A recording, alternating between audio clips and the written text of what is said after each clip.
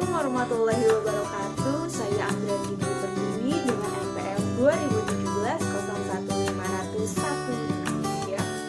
Saya dari program studi bimbingan dan konseling. Video ini saya buat untuk memenuhi tugas akhir saya dalam mata kuliah konseling format khusus. Selamat menyaksikan.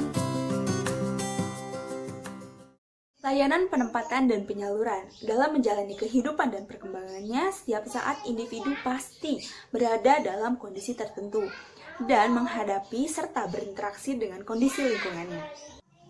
Kondisi diri meliputi berbagai macam potensi dan keadaan aktual yang ada pada diri sendiri.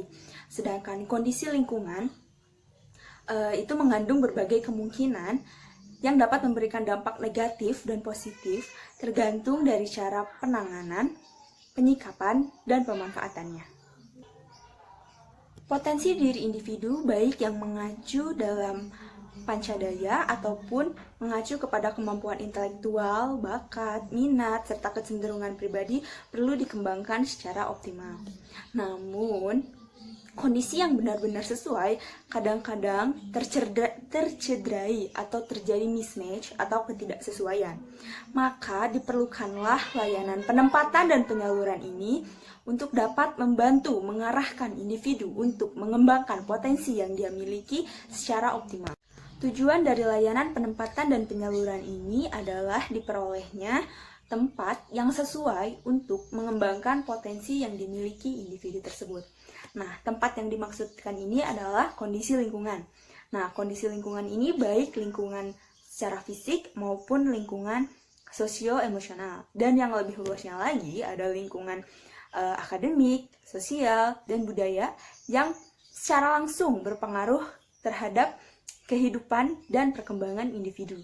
Selanjutnya adalah asas. Dalam penyelenggaraan layanan penempatan dan penyaluran ini cenderung relatif sangat terbuka dan sering mengikut sertakan pihak-pihak di luar konselor dan subjek dari layanan. Dalam hal ini, asas kesukarelaan dan keterbukaan klien sangatlah penting. Setelah itu, asas kekinian dan asas kegiatan merupakan jaminan penting demi kelancaran layanan penempatan dan penyaluran ini. Lanjut kepada pendekatan dan teknik. Yang pertama itu ada format. Nah, formatnya ini adalah format kolaboratif dan juga format individu ataupun kelompok. Selanjutnya adalah strategi BMB3. Nah, strategi BMB3 ini sangat diperlukan karena dalam melakukan layanan penempatan dan penyaluran ini diperlukan pertimbangan yang sangat cermat dari klien dan konselor. Yang ketiga adalah materi layanan. Dalam layanan penempatan dan penyaluran, 5 hal pokok mendapat perhatian untuk konselor, yaitu yang pertama, mengkaji potensi dan kondisi subjek layanan atau klien. Yang kedua, mengkaji kondisi lingkungan, dimulai dari lingkungan yang paling dekat mengacu pada arah penempatan atau penyaluran klien. Yang ketiga, mengkaji kesesuaian antara potensi dan kondisi diri klien yang tersedia atau yang ada, serta mengidentifikasi permasalahan yang secara dinamis berkembang pada diri klien. Yang keempat, mengkaji kondisi dan prospek lingkungan yang ada atau baru atau mungkin ditempati oleh klien. Dan yang terakhir, menempatkan klien ke lingkungan yang baru. Yang keempat, ada teknik dan bentuk dari penempatan dan penyaluran. Yang pertama itu ada studi awal, untuk mengkaji potensi dan kondisi diri klien berkenaan dengan layanan yang dimaksud, maka diperlukan yang pertama, studi dokumentasi atas hasil-hasil aplikasi instrumentasi dan himpunan data. Yang kedua adalah studi dokumentasi terhadap kesempatan yang ada atau yang dapat dipilih oleh klien untuk mengarahkan dirinya sendiri. Dan yang ketiga adalah observasi terhadap yang pertama, aktualisasi potensi. Yang kedua, kondisi jasmania. Yang ketiga, suasana hubungan sosio-emosional klien terhadap lingkungannya. Yang keempat adalah kondisi fisik lingkungan. Yang kelima adalah studi terhadap aturan, baik aturan secara tertulis maupun tidak tertulis yang terikat dengan layanan penempatan dan penyaluran. Yang kelima adalah studi lingkungan yang prospektif, lebih kondusif bagi klien. Dan yang terakhir adalah wawancara dengan pihak-pihak terhadap kemungkinan penempatan dan penyaluran sasaran layanan. Selanjutnya adalah bentuk penempatan.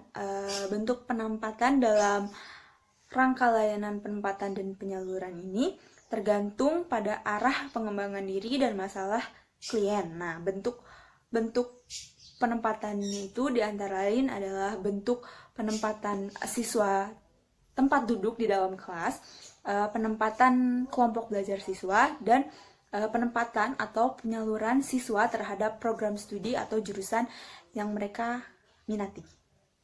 Selanjutnya adalah rencana bersama.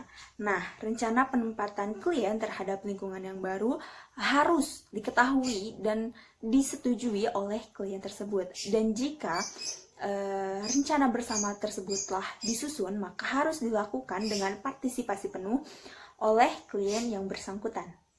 Yang kelima adalah waktu dan tempat. Dalam layanan penempatan dan penyaluran diselenggarakan melalui serangkaian cara tertentu.